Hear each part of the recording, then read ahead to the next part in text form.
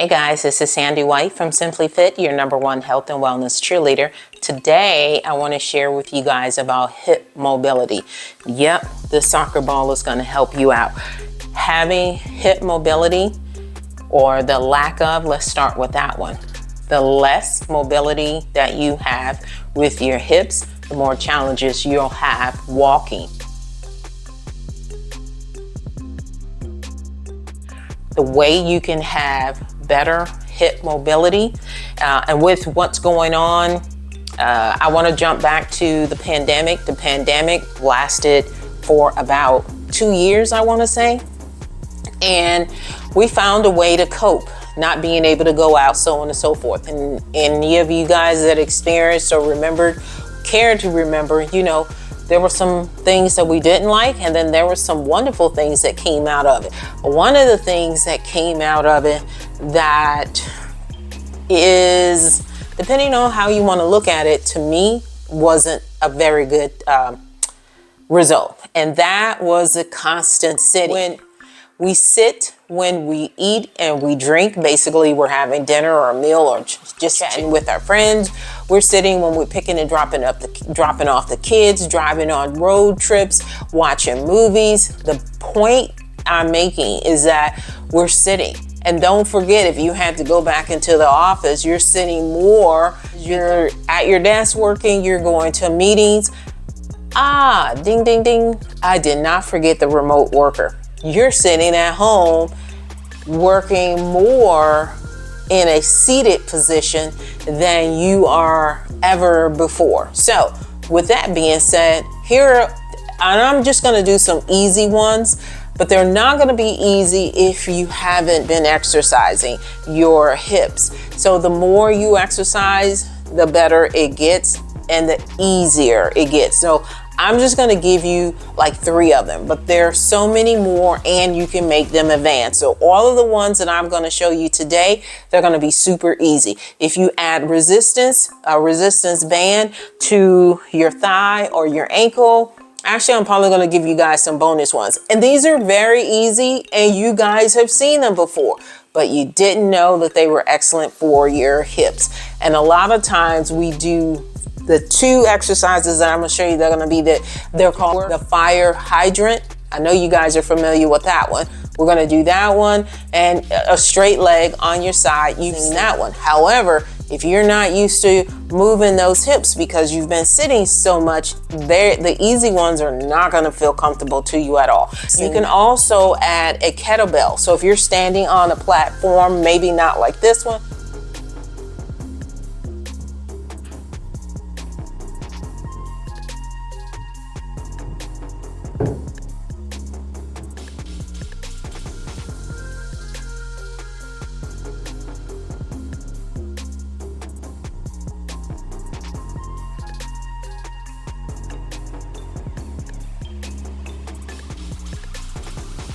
a high platform, you can stick your foot through the mouth of a kettlebell and literally just bend your knee up and down, and that will help you out. But if you are not comfortable doing that, you could just put on a resistance band across the thigh, on the shin area, or down on the ankle area to add more increase to it. So with that being said, let's jump into the first one, to me, that I think is the easiest one, because you're literally just propping yourself up against something so easy as, this is an ottoman, it's a long one, or a chair, not a high chair, but one that's maybe no taller than this. And how do you do it? Now, put your hip up. I'm on my left leg, so the left leg is up and the right one is down, and you are just in this position for about 5 or 10 minutes. Now, if you're doing this exercise with me, you can feel that uncomfortability, if you have any, or that stretch in this hip area. Now, I've been sitting for a while today, so I really can feel it. It's not excruciating, but I can feel it. And if you're having challenges with your lower back, this is going to be a really good stretch. So after you do this for about 5 or 10 minutes on one side, then of course you want to switch and do the other. I don't want to get up. This is super comfortable. All right, let's jump into the next one. So our next hip exercise is literally just going to be with a ball. You could take a ball, you can take a weight. If you still have dumbbells, if you have the ones that are the smart dumbbell, you're not going to be able to do it. And when I say the smart dumbbell, it's the one that it's a combination. It's like you just have two dumbbells, but you dial up if you want a 10 pounder, 5 pounder, 250, whatever, and then it connects the weight and you just take it out. Those are the smart weights. But we are talking about the ones that are not the smart weight. So if you have a dumbbell, you can, like a single one, you can use that. You can use a ball. I mean, whatever object you have that'll stay in place for you to literally just lift your leg up and over the ball or the object. And in this case, we're just using a simple soccer ball. And it's like shoulder width apart with your feet. And then that's literally all you're gonna do. However, if you have been doing a lot of sitting, when I did the first exercise, this is a simple one, but it is not gonna feel comfortable to you. You're gonna feel it all in the hip flexors. And this is why you want to make sure that you are consistent and you do this often. It will make a huge difference in your hip flexors. Now, I'm gonna rotate real quick and I'm gonna show you the side one. You can do this side one however you want.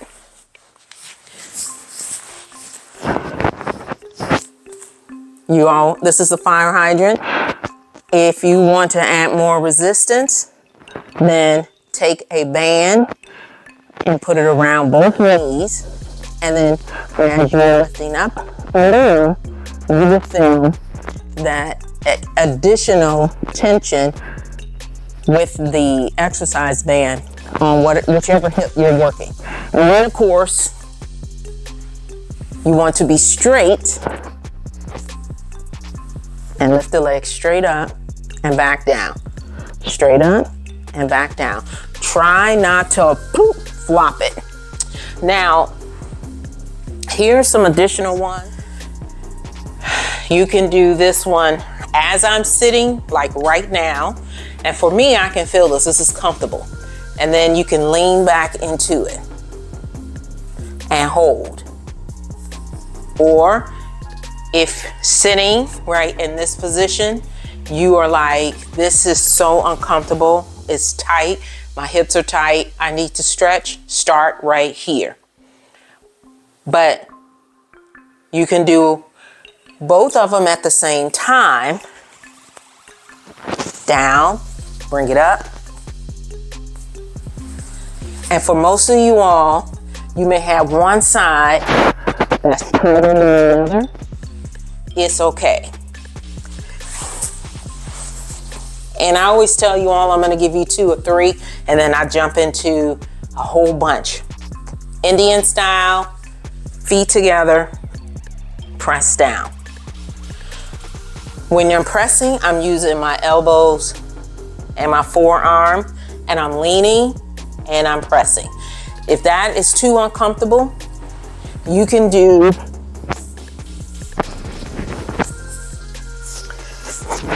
I'm using this as a prop just so you all can see everything. But you take your opposite leg and you push it. So my left leg is going to be straight, and I'm taking my right and I'm sticking it over the left, and I'm gonna push into it or bring it up. Whichever one you feel like. If you need the bottom, your lower back stretch, bring it up to you. But if it's just a hip flexor, take and push. And all I'm doing is the opposite of when I was sitting up. I was sitting in Indian style and I was pressing the hips. And all we're gonna do is switch and do the same thing. This is a really comfortable one as well. And it's really not that hard. And it's super easy. So it's just gonna be what works for you. And remember, any of the hip flexors that you try, you have got to be comfortable with whichever one you're gonna do first, and then work your way up. You can do the resistance bands on it, or you can use a platform. Make sure you're holding onto something so you're not flipping and flopping. And then this is just if you want the additional weight. And I'm gonna show you without the kettlebell. So without the kettlebell, pretending I'm on a platform, I'm holding on to something, and I'm just gonna do this as an example. So if I'm putting my foot, I'm on a platform, so that when I'm lifting my knee up and I lower my knee down, my knee that I have the additional weight on, as I was mentioning the kettlebell, I'm not gonna be even on the platform. And all you're doing is lifting up and then taking it down. And you don't wanna use a super heavy kettlebell, of one that's like 2, 3, no more than 5 pounds. And it's just giving that hip the opportunity to be stretched out. And then the other one is that wide rotation. We sit a lot, so we need to make sure that we give our hips a bit of stretching so that we can have that mobility. And I'm gonna tell you, a lot of people are dropping things as they get older, and that's because they're not stretching. Now, my husband runs. I am not a runner, but I see him do these all the time. It helps with, I wanna say, the motion, as if you oil the wheel. So like, think of a rusty, anything that's rusty, whatever comes to mind. But once you put oil on it, that function is a lot easier. That's no different than moving these. So the thing is, as I mentioned to you guys before, even though you're doing these exercises, you need to be consistent with it. So if you're not gonna be consistent with it, you're gonna still feel that uncomfortability from sitting long periods of time, and we don't want that. So like I was telling you guys before, if you do a couple squats once every 15 minutes, that helps you all out from sitting so much. And then you can add in your squats and your hip mobility, or go for a simple walk. And the reason I'm showing you guys is because you may not be able to get up, have enough time, get outside, or walk around your office, or whatever the case. You need to be able to have something that's simple, that's quick and easy. You can sit at your desk. If you're sitting at your desk, you're in your chair, you can cross one leg over and you can turn in the chair. Or, let me see, how can you do this? You're sitting at your desk. If you can do this, this may be uncomfortable, but you can cross your legs in the chair and then press down on one. Same position I was here, but I'm sitting straight up in my chair and I'm putting my leg over the other one. Pretend the one that I have in the back is dangling down, as I'm sitting in the chair, and I'm pushing down on the opposite leg, stretching that hip flexor out. So this leg is hanging down, I'm sitting in the chair. I showed you on the floor. Now I'm gonna show you what I'm talking about. If you were sitting in a chair, you literally take your leg over one and press. So I like to press on the knee slightly and pull up on my foot. That's all I do. I'm gonna slide over here just so you can see. I'm sitting in my chair. I have my foot. I'm pressing under and I'm pushing down.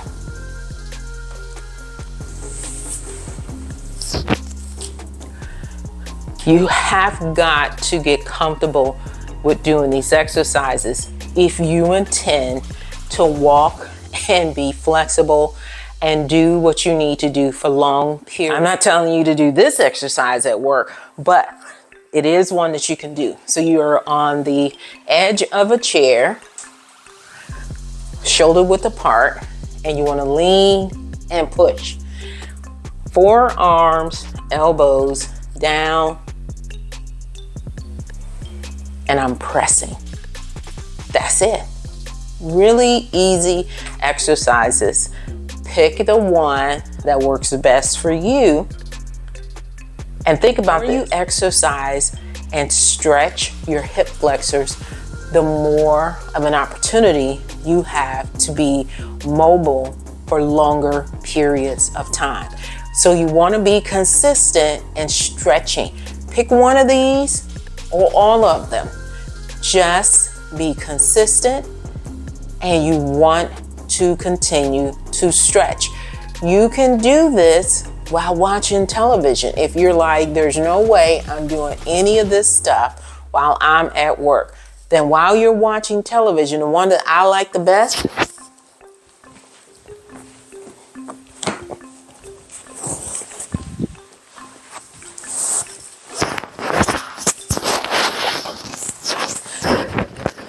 is putting one hip up, one leg straight, and I am just relaxing.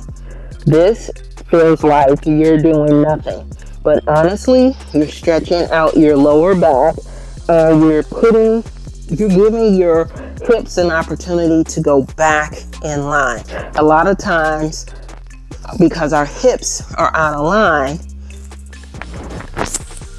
it causes neck and shoulder and back discomfort. So the more you stretch that one area, it affects multiple areas in a positive way. So guys, pick an exercise and let's get mobile. I love you. See you next week. Mwah.